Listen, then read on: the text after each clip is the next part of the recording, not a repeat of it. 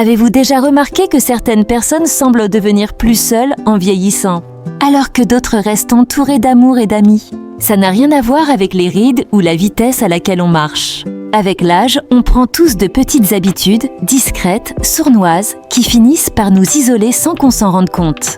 La bonne nouvelle, on peut les changer. Et aujourd'hui, on va les décortiquer ensemble. Avant de commencer, abonnez-vous à Vie après 60 et activez la petite cloche. Comme ça, vous ne louperez rien de nos vidéos pleines d'astuces pour bien vieillir sans se prendre au sérieux.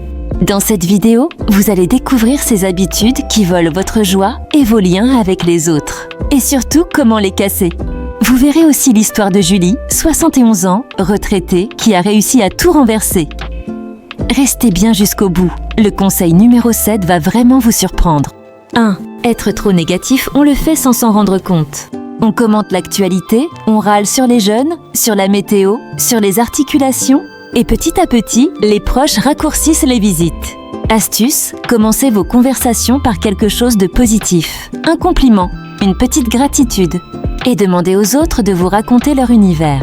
Curiosité, critique. Négligez son apparence. Se coiffer, mettre un vêtement qu'on aime, un parfum léger. Ce n'est pas de la coquetterie, c'est du respect pour soi-même. Ça change votre regard et celui des autres.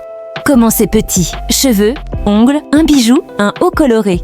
Vous verrez la différence. Refusez le changement à les textos, les applis. On préfère souvent comme avant. Mais c'est dans ces petits apprentissages qu'on garde le lien. Laissez un petit-fils vous montrer WhatsApp ou comment envoyer un emoji. Vous verrez, un monde nouveau s'ouvre. Si vous trouvez ces conseils utiles, mettez un petit sous la vidéo ou écrivez un en commentaire pour me dire que vous êtes encore là. 4. Accumuler le bazar des souvenirs, c'est précieux. Mais trop de souvenirs, ça étouffe. Commencez par un tiroir, un carton. Donnez, recyclez, passez aux enfants. Votre maison respirera. Et vous aussi. 5. Perdre patience trop vite. Les jeunes à la caisse vont moins vite. Le conducteur devant roule doucement. Respirez, souriez, offrez un mot gentil.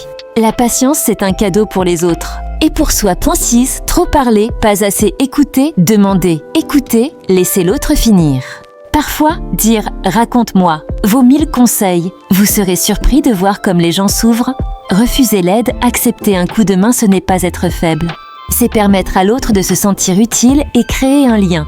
La prochaine fois qu'on vous propose d'aider pour les courses, dites « oui avec plaisir ». Point 8. Être trop radin avec soi-même à travailler toute sa vie. Pourquoi? Offrez-vous une sortie, une activité, un petit voyage. Les souvenirs durent plus longtemps que l'argent sur le compte. Parlez de haut aux plus jeunes.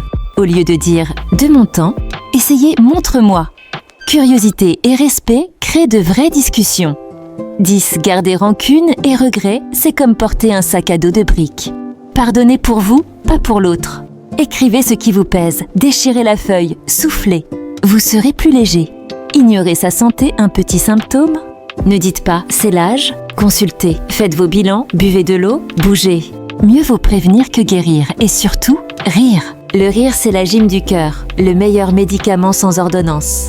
Dansez dans la cuisine, invitez un ami, regardez un film qui vous fait éclater de rire.